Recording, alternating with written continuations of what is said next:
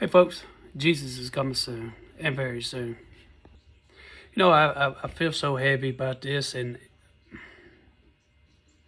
I had a dream last night, and I can't remember it, and it's driving me crazy. That's been happening to me a lot lately. You know, I'm so forgetful, and I don't try to be.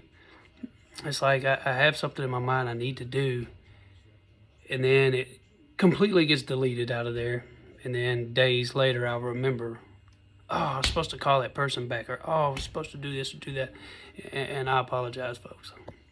But I remember bits and pieces of this dream that it was about somebody that I've never met.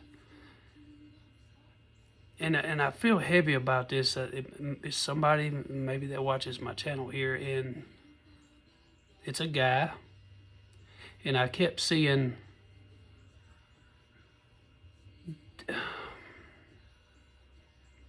you know what? I'm not even worried about the guidelines. I've done told y'all, and I've done told the Lord, and if this channel gets taken down, so what? This person had a pistol in their lap, and were debating back and forth of using it on themselves. And it's really sad, you know, and I didn't know what to do about this. I'm not the smartest man in the world, folks. I'm not. I mean, like I say all the time, man, 99% of you are smarter than me. Especially now that all this crap has happened to me, and I don't have a memory like I used to, and it's not the same man that I was.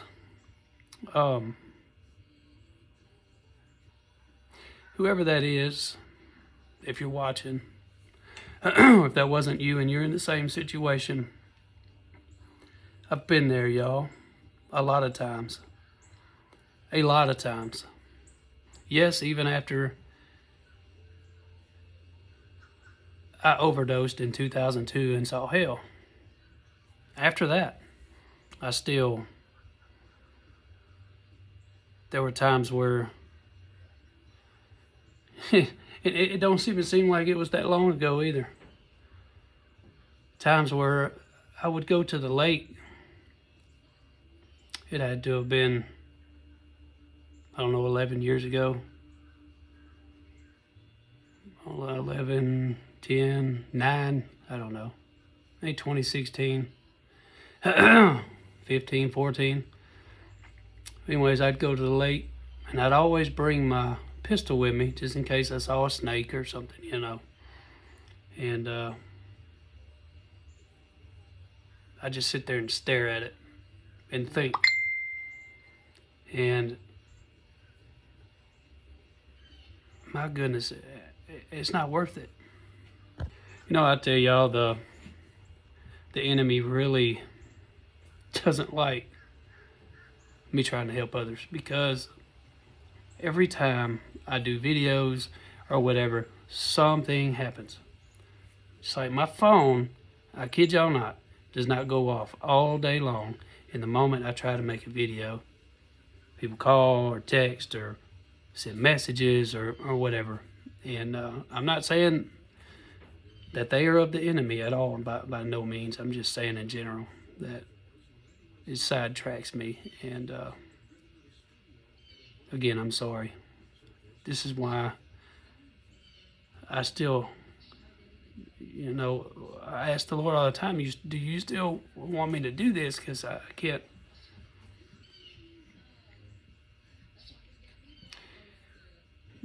These things that I talk about, y'all, it benefits me nothing. Nothing at all. I don't like talking about it. I don't want to talk about it. But if it helps somebody, I'll do it. But it's not worth it to, whatever we're going through in this life, it's for some kind of reason, and we don't know what it is. Maybe for a lot of us, it's to humble us. I don't have the answer. Because I look at, again, all I could do is talk about things that I've been through, and my goodness, if I had not known the Lord when my son died, ain't no telling what I would have done, y'all. There's no telling. That was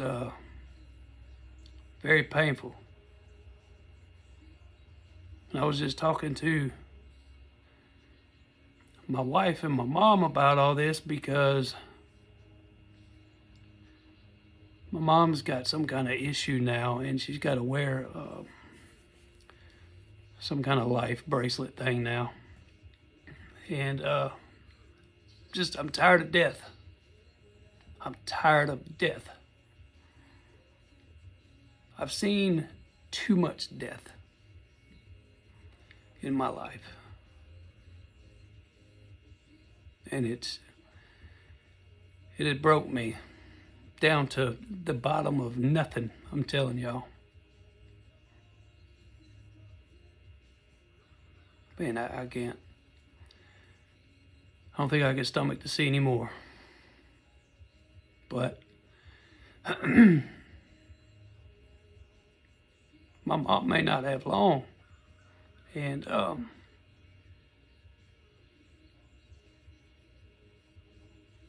when she goes, I'm not going to have any family left. Except for, I'm talking about outside of my wife and kids. Literally no family. And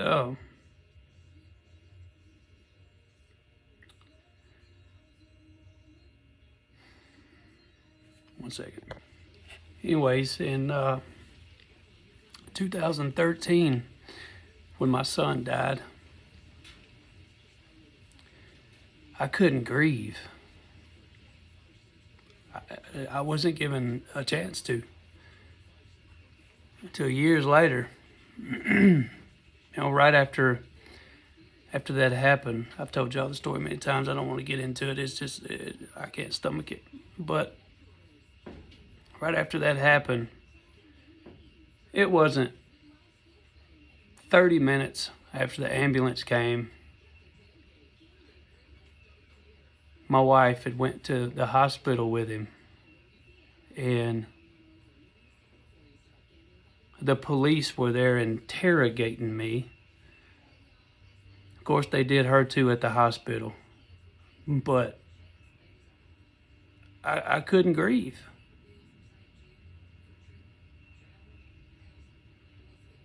My son had Hirschsprung's. It's one second, I'll look it up and read it to y'all. Now, had we had known that he had this, we more than likely could have had it corrected. But when I tell y'all the doctors did nothing, they literally did nothing. Hirschsprung's disease is a condition where nerve cells are missing from part of the large intestine, preventing normal muscle contractions that move stool, leading to blockage, severe constipation, a swollen belly, vomiting, and failure to pass stool after birth, with surgery to remove the affected part being primary treatment. Had they found it, my son more than likely would have had a colostomy bag the rest of his life. We kept taking him back and forth to the doctor over and over and over and over, because all he did was cry, and he was 2 months old, and he looked like he swallowed a basketball, and the doctors kept saying that's normal. So we have 2 other kids, that's not normal. And we tried to make an appointment for, I think it was Shriners or something back then, and he had an appointment, and his appointment was scheduled. We had 1 more week to wait, and he passed away. And doctors cover their tracks. And the coroner, the guy who did the autopsy on my son, man, I don't like talking about this stuff, but I promise there's a point. The guy who did the autopsy and the doctor that we saw with my son were best friends. So, of course, he wrote something down that it wasn't. They said he died of SIDS, sudden infant death syndrome. We've seen and read about many cases of SIDS. And when my wife was doing CPR on our son,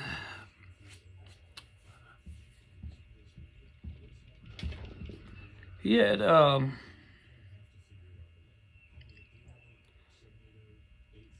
blood and milk coming out.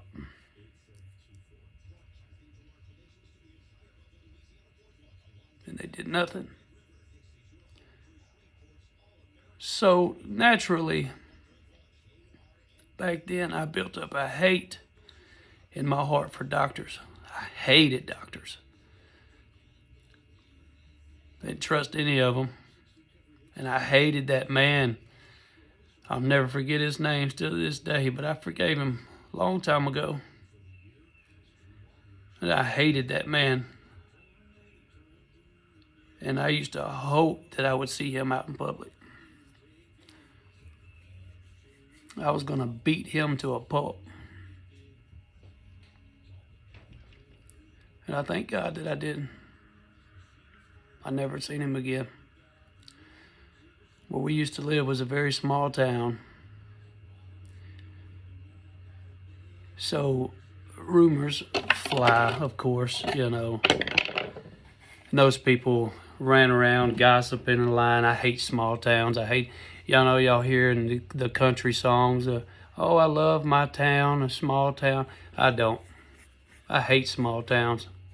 Because all people do is gossip and lie and turn people on each other, and, you know, and they flock to those church buildings when the doors open. We're in a small town right now, but I don't too much talk to many people because of that reason. I don't want nobody to know nothing around here. I don't like gossip. They talk crap about you before they know you, you know, and that's how they are in those little towns all around the United States. So when people on these country songs and stuff say that, you know, the love of a small town, or it's all lies. It's all lies. I don't think I've met anybody that actually loves living in a small town, other than the fact of being away from other people, you know, maybe backed off in the woods somewhere or something like that, but not living around people because of that reason. And being in small towns and seeing how these Christians are, that's what pushed me away from wanting to go to these church buildings and be in them and all this stuff, because they're all the same. I've tried it in cities too. There's still people, they're all the same in there too. They're just like they are in the small towns. They gossip about you, and then they run and tell the preacher lies on you, and, you know, they brown nose the preachers, act like he's Jesus, and, you know, I can't get into it. But somebody, now I've heard it was one or two people, or maybe both of them, in this small town that we lived in. Somebody had got the rumor started that I did something to my son. This is how idiotic I used to think these people were. Like, I was interrogated by the police, you know? And so was my wife. Do they think that the police is that stupid? That, you know, they would have overlooked something or missed something? No. I had no time to grieve, y'all. No time whatsoever. So that rumor flew, and every time I'd go into a store, when I say small town, I mean a small town. Every time I'd go in the store or something, everybody would be cutting their eyes at me, and I'm telling y'all, it put a rage in me, a fire rage in me.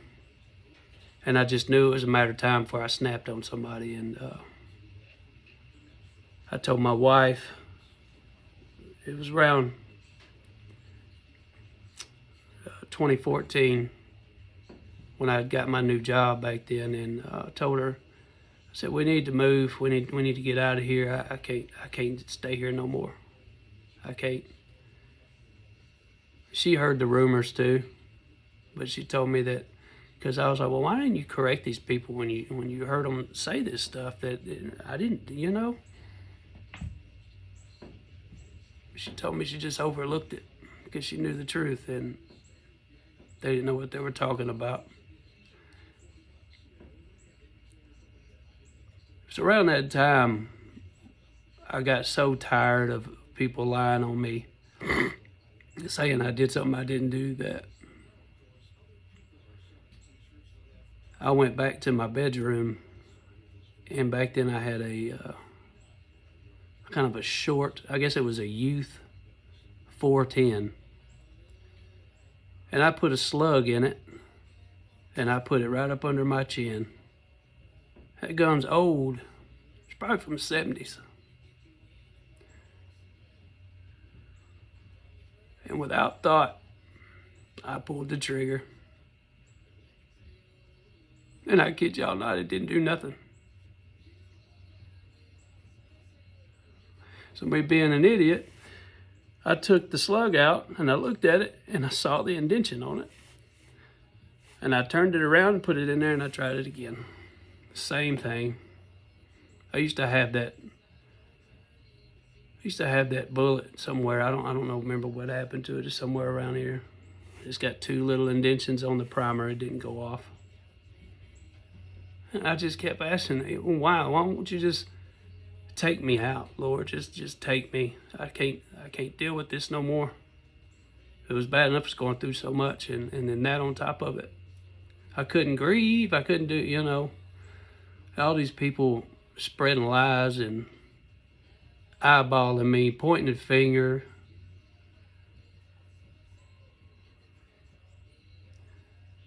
So I talk about pain. I know pain, folks, and whatever you're going through, ending it's not worth it, I assure you. Even though it feels like torture, I know it does. I've been there. It feels like torture. And you hear people all the time talk about trauma and PTSD and all this stuff. It took years. And I can't remember exactly when it stopped.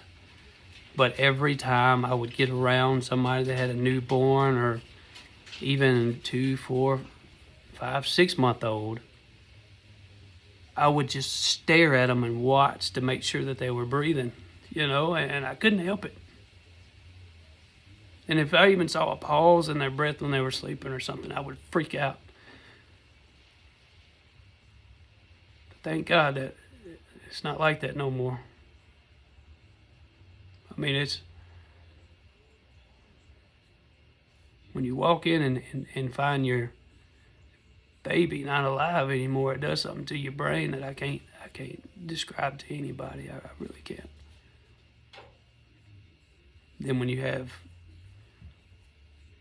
people spreading lies and rumors on you, people still do it now, you know, especially here on YouTube. They don't know me. They want to assume they do and run around to other channels and say that I do this or I do that, and it's not true. But you know, I let the Lord handle them now. I should have done that back then, but it was a lesson learned. Definitely wasn't my time. Then in 2018, when I had that surgery and I bled out overnight, and my heart stopped the next morning,